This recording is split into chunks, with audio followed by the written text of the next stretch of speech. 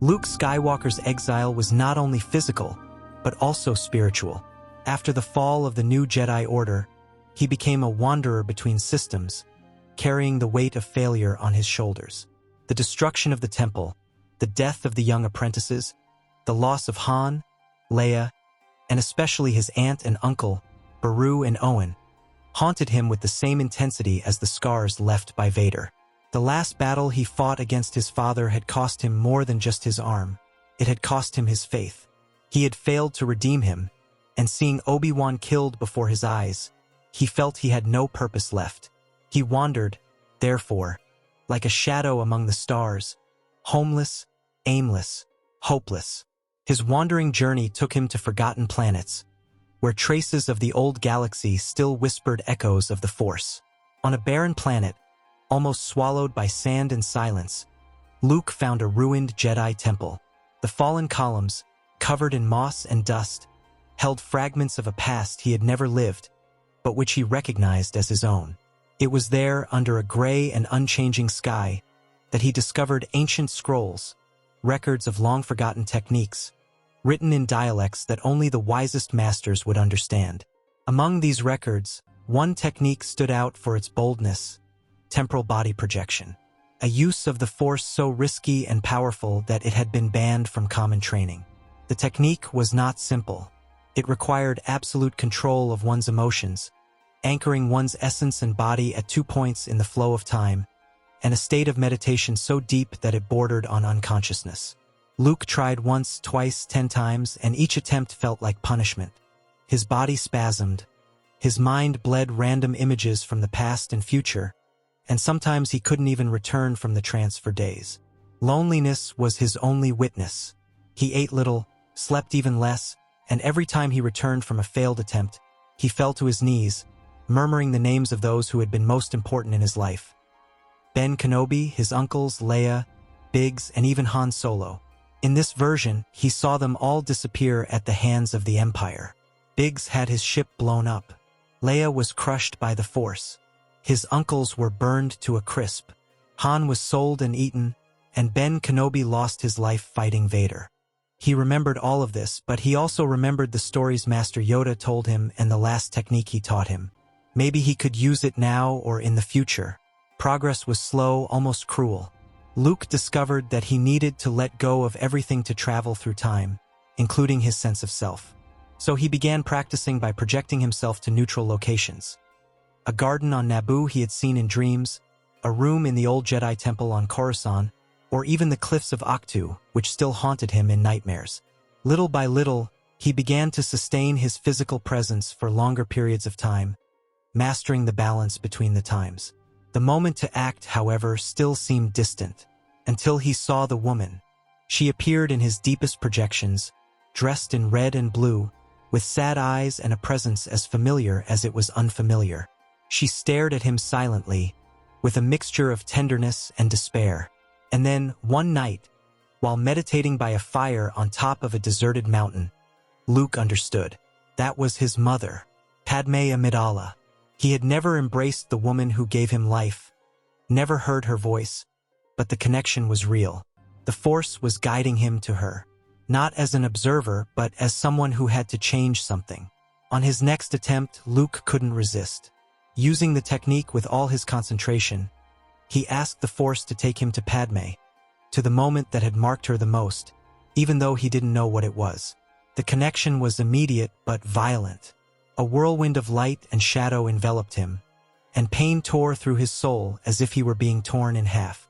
He screamed, but the sound was lost in the void. When his eyes opened again, heat enveloped him.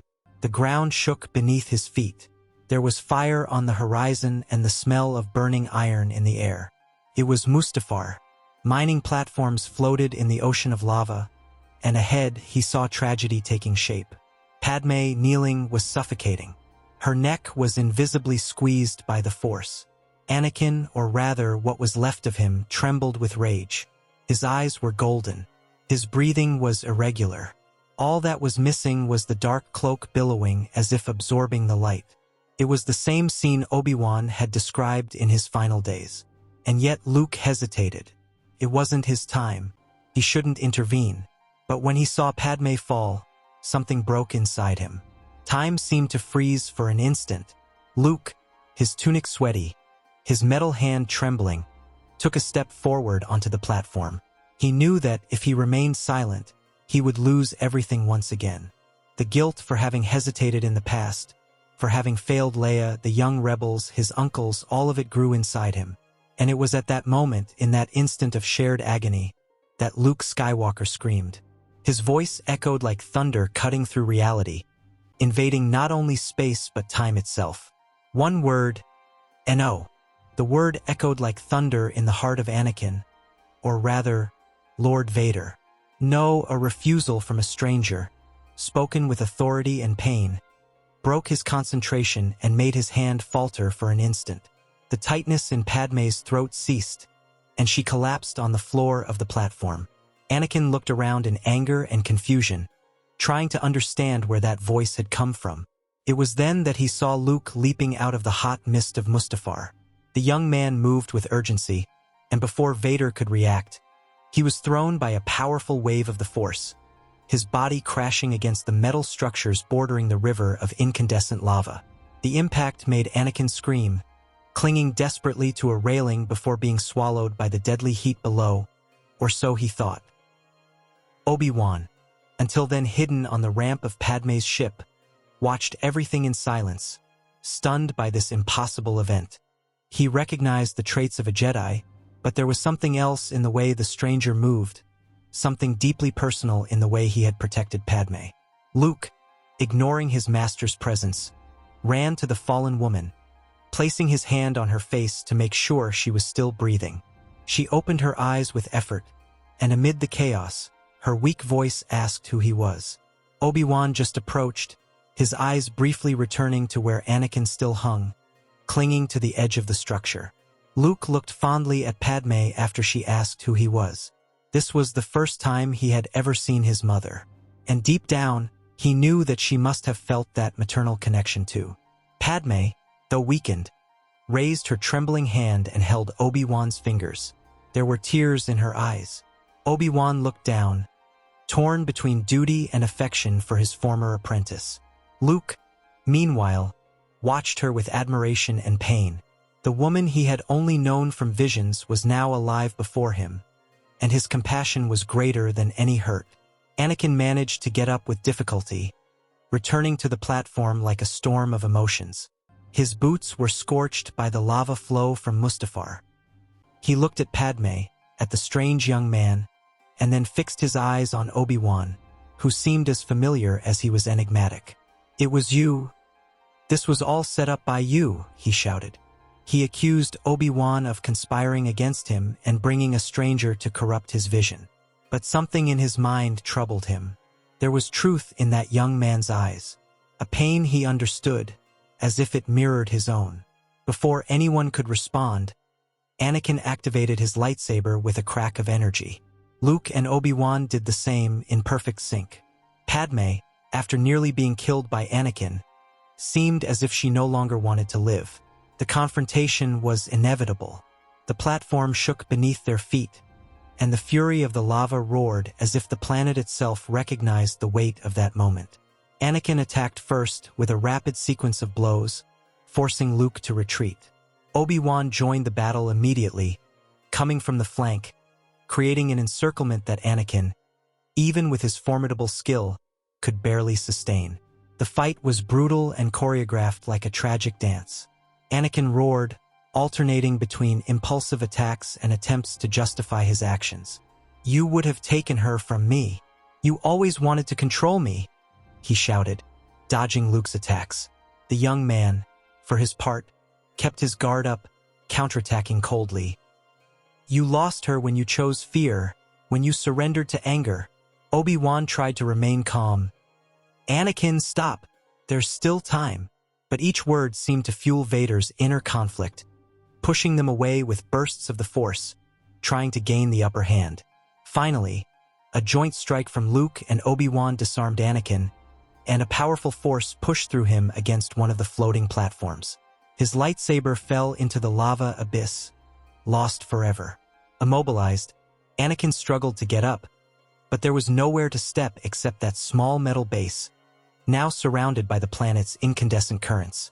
He was uninjured, unburned, but he was defeated. The time he had used to attack had been wasted, and Padme had been taken. With clenched fists and rapid breathing, he shouted, staring at Obi-Wan with fury and bitterness. "I hate you!" Obi-Wan turned slowly, holding Padme carefully in his arms.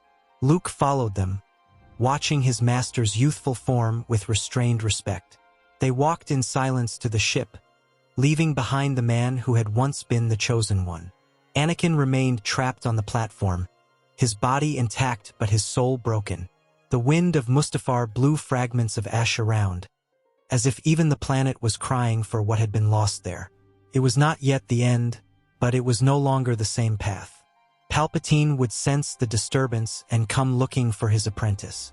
Inside the ship, Padme rested on one of the medical beds, supported by Luke, who held her hand reverently. Obi-Wan programmed the controls, still not fully understanding what he had witnessed. His eyes returned to the young man, and something in his face began to recognize. The resemblance to Anakin was not just physical. There was a kind of silent pain that echoed through both generations, but it was still unacknowledged. He would rather die than live in a world where Anakin betrayed everyone and tried to kill her. Outside, between the thick clouds and raging lava, a presence approached. The black silhouette of Palpatine's ship crossed the skies of Mustafar, drawn by the fault of darkness. But now, the pieces of destiny had already been shuffled. The silence in the medical wing of Polis Massa was broken only by the mechanical sounds of the droids and the irregular signals from the heart monitor. Padme Amidala, pale and weakened, was struggling to stay alive. Her vital signs were in free fall, and the doctors said she had lost the will to live. Obi-Wan watched helplessly from afar, while Luke remained silent beside the stretcher. He held Padme's hand tenderly and, bringing his lips close to her ear, whispered in a low, broken voice, "You can't die. Please don't die. I'm your son." The words came out like a prayer, as if time was finally listening. With her eyes closed and her body motionless, Padme did not react. Luke then closed his eyes and plunged into deep concentration. It was a technique he had learned from Yoda, a practice forgotten among the Jedi, the transfer of vital energy. Carefully, he channeled his own essence through the Force, as if sewing life back into the fragile fabric of Padme's soul. His body trembled, his muscles twitched involuntarily, and sweat dripped from his forehead. The droids detected a slight increase in the patient's neural activity. Her heartbeat slowly returned, fragile but present. There was still time. The minutes that followed seemed like hours. Luke fell to his knees beside the stretcher, exhausted, while Padme slowly opened her eyes. Her breathing was light, her lips parted, but the light in her eyes was beginning to return. Obi-Wan approached, stunned.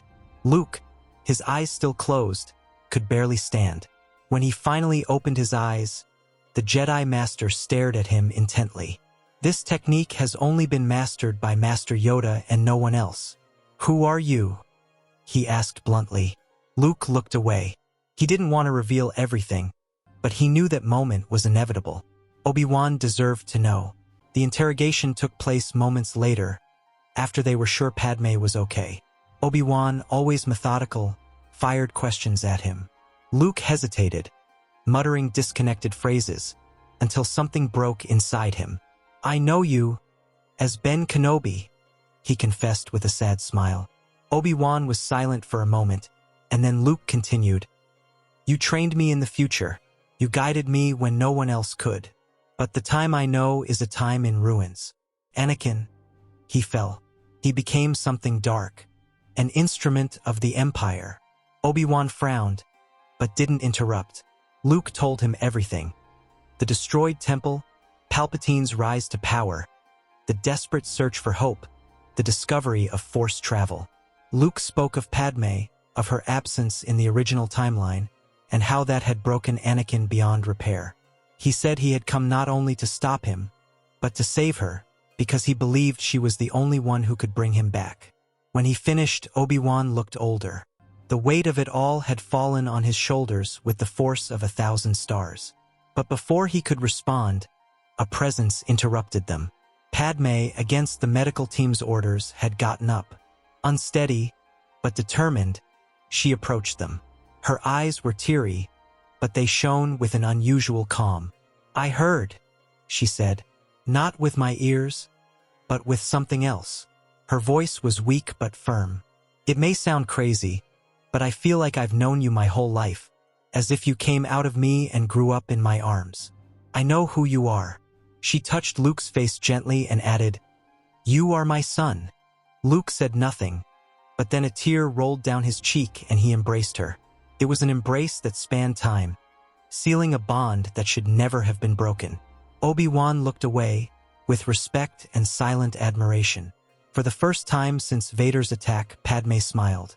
With Padme recovering and the secret revealed, Luke and Obi-Wan turned their attention to what came next. Knowing that the clone attacks had already begun, Luke suggested that they use encrypted signals to warn the surviving Jedi who were still scattered across the galaxy. With the help of the Polis Massa base systems and Luke's knowledge of the future, they managed to reactivate old communication channels. Encrypted messages were sent out in sequence, using the coordinates of former Jedi refuges. Some were intercepted, but others arrived in time. The response was fragmented but promising.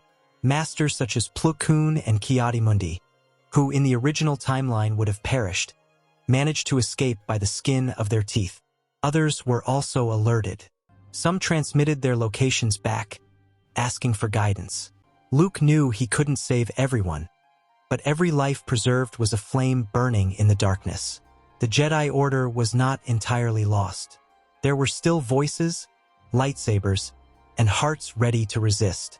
Obi-Wan silently acknowledged that this strange young man had become the spark that rekindled hope. Even with these isolated victories, the Empire loomed like a storm. Palpatine, now without direct opposition in the Senate, proclaimed himself Emperor, justifying his actions as necessary for galactic stability. The new regime's broadcasts soon spread, and the persecution of the Jedi intensified. Caution was necessary. Luke, Padme, and Obi-Wan knew they couldn't stay in the open for long. The galaxy was plunging into fear, and the eyes of the Empire were multiplying. However, something had changed. Luke's presence, coming from a broken future, altered the course of events. The days that followed during Padme's pregnancy were memorable. Padme spent the last weeks of her pregnancy under the attentive care of Luke Skywalker, and although the paradox was almost unacceptable, a real connection blossomed between the two. She looked at him as the mother who carried him in her womb, but also as someone who already knew everything he would become. Luke, in turn, treated Padme with reverence, affection, and silent respect. When she walked through the corridors of the base, he offered her his hand for support. When she was exhausted, he prepared simple infusions he had learned on Octu. When she dreamed, he watched over her sleep. Both knew that their times were different, but their bonds now belonged to the same line of love. Obi-Wan watched everything from a distance, almost like a silent father who did not want to interfere with the dynamic that was forming. He helped organize transmissions to the surviving Jedi, creating safe routes for those who still managed to escape the clutches of the Empire. The nights were divided between conversations with masters, hidden in distant systems, and vigils alongside Padme and Luke. The old Jedi didn't say much, but his countenance carried a renewed spark. The presence of that young man, his calmness, his courage, his connection to the Force, rekindled something he had long believed extinct. In the long conversations between mother and son, something sacred was forming. Padme spoke of her youth on Naboo, of the dreams she had before meeting Anakin, of the battles in the Senate, and of the hope that had always guided her decisions. Luke, in turn, spoke of the emptiness of growing up without parents, the pain of losing uncles who had become father figures, the struggle to keep the light of the Jedi alive, and the burden of having a father known for turning into a monster. Padme listened with tears in her eyes, but without despair. "If he still exists within what you saw, then I can still reach him," she said. And Luke, touching her already bulging belly, whispered, "He has to exist For you. And maybe for the future. Not my future. I lost everyone I loved. But if yours can be changed, I'll be happy to disappear. On a particularly quiet morning, Luke awoke from a deep meditation and felt the Force tremble around him. He ran through the corridors of the base and found Padme leaning against one of the walls, breathing heavily. Their eyes met, and no words were necessary. The moment was approaching. Luke took her hand and, with a melancholy smile, said, "I can't be here when it happens. My time is running out." She tried to protest, but he just squeezed her fingers tenderly. "There's something I need to do before everything closes in. I need to make sure that when I'm gone, there's still a chance for good to prevail." Padme didn't understand, but she knew Luke was going to do something big, so she also prepared herself and gave him something that could make a difference if they found Anakin. Or rather, Darth Vader, who since Mustafar had been leaving a trail of destruction in his wake as he searched for Padme and the other two. Meanwhile, somewhere in the galaxy, Padme's name was becoming an obsession in Anakin's mind. Unarmored but scarred by wounds to his soul, he led clone troops with increasing brutality. On every planet where rumors indicated the presence of Padme or traitors to the Republic, he would land in person, step out of his ship, and demand answers. His fury was unbridled. Planets were evacuated by force. Civilians were interrogated. Chaos reigned wherever his footsteps echoed. His commanders began to fear him, and even the clones avoided crossing his path. In one of these insane campaigns, Vader invaded an outpost on Tatooine, devastating everything but finding only false leads. Upon returning to Coruscant, he entered the corridors of the Senate with his cape tearing through the air and stormed into the throne room where Palpatine was meditating. "You promised me she would be safe," he roared, his hand trembling as he extended it as if to use the Force against his own master. Palpatine just smiled sinisterly. "I promised you power, not peace. You knew the cost." For a moment, the tension almost exploded, but Anakin lowered his hand. It wasn't time yet. What stopped him from acting wasn't fear of the Emperor, but the growing feeling that he had made an irreparable mistake. Padme's words, her pleas on Mustafar, the look of the stranger who defeated him and disappeared shortly after. All of it came back in dreams he tried to forget. Palpatine said they were weaknesses, but he was beginning to feel that perhaps they were truths. Truths he no longer wanted to ignore. In his moments of silence, he would walk to the balcony of the old Jedi quarters, now abandoned and desecrated, and stand there for hours watching the sky. In his mind, one image repeated itself: Padme smiling, alive, distant, unattainable. Meanwhile, Luke and Obi-Wan traveled from planet to planet. They knew that the moment of birth was near, but they also knew that the Empire would not wait. Other Jedi had responded to the signals, and small pockets of resistance were beginning to emerge on distant planets. There was hope, but it was fragile, tenuous as a candle flame in the wind. Luke knew that his time was running out. He couldn't say how much he had left. The Force itself seemed unstable around him, as if whatever sustained his presence at that moment was wavering. Even so, they left. Padme remained under the protection of loyal allies, hidden on an isolated and camouflaged asteroid, where only those of absolute trust could reach her. Obi-Wan promised to return as soon as they could. Luke, before boarding the ship, stopped in front of her. He looked one last time at her already large belly and said, "Thank you for everything, for not giving up, for giving me something to fight for being the mother I never had, even if only for a few weeks." She responded with a kiss on his forehead, holding back tears. It was a goodbye that neither of them dared to name. The alliance between the surviving Jedi began to take shape in silence, in the forgotten reaches of the galaxy. After gathering the masters who had escaped Order 66 with Luke's help, Obi-Wan and Yoda led a daring plan. A coordinated attack on the heart of the Empire.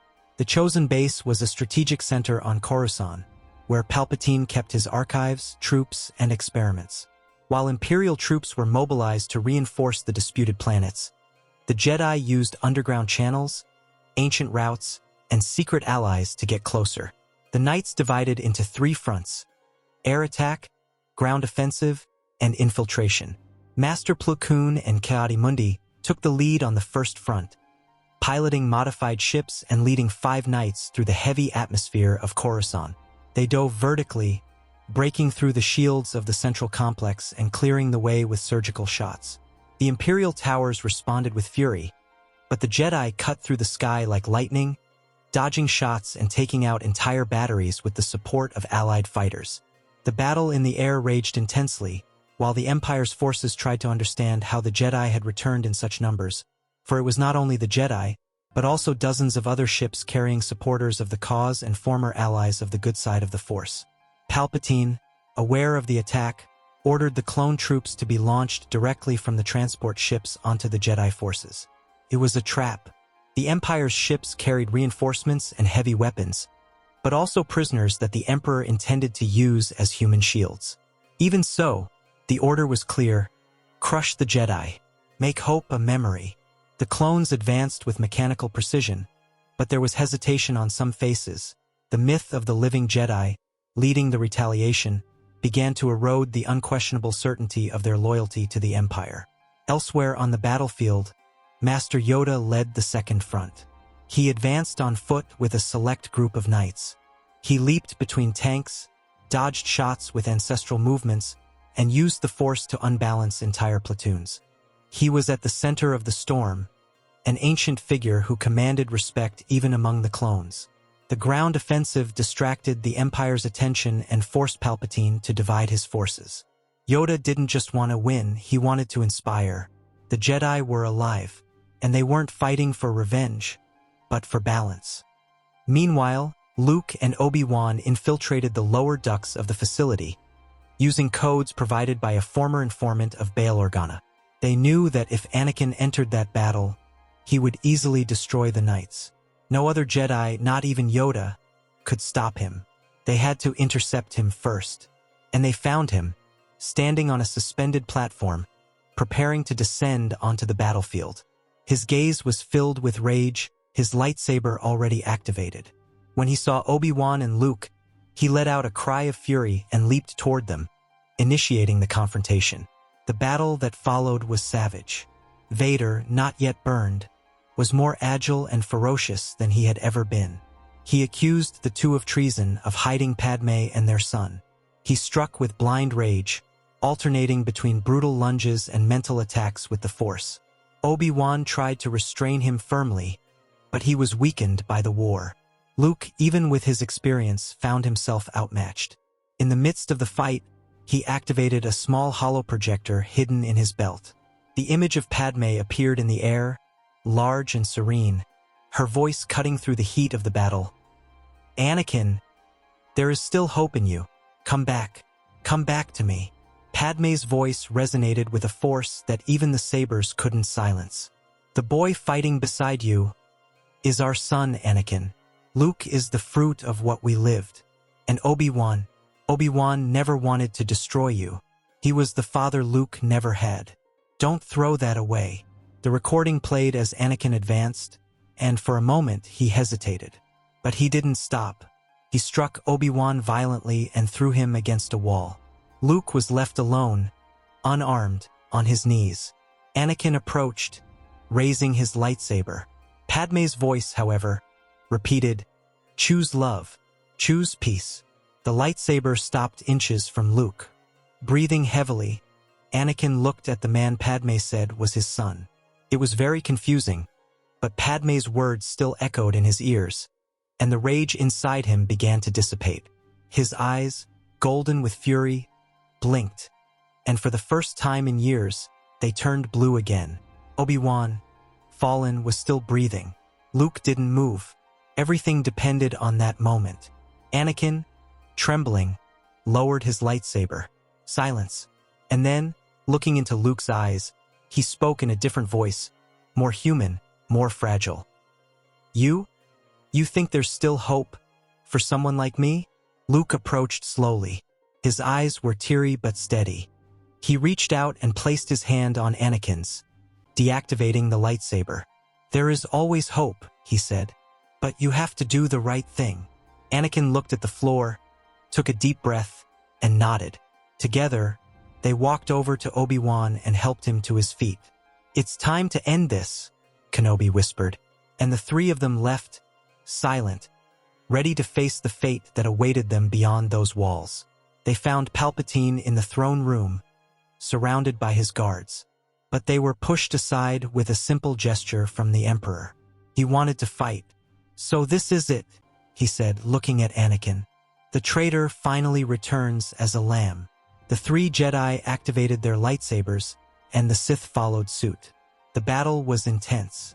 Palpatine used everything: lightning bolts, illusions, force manipulation. Luke was hit several times, but he resisted. Obi-Wan parried the attacks with precision. And Anakin, now at peace, fought like never before. At the decisive moment, Luke leaped, dodging a lightning bolt, and plunged his lightsaber into the Sith's heart. The Emperor screamed. The Force flickered in the air, and a flash of light enveloped the room. When everything ceased, Luke fell to his knees, smiling serenely. "My mission is complete. Now, the true future can begin." Gradually, his body dissolved into light. Obi-Wan and Anakin tried to hold him, but there was no more flesh, only energy. He had become part of the Force, an eternal presence, a living hope. Obi-Wan fell to his knees. Anakin closed his eyes and whispered, "Thank you, my son." Time passed. The Empire fell without its center of power. The Jedi reappeared, cautious but alive. Anakin surrendered voluntarily. He stood trial and confessed his crimes.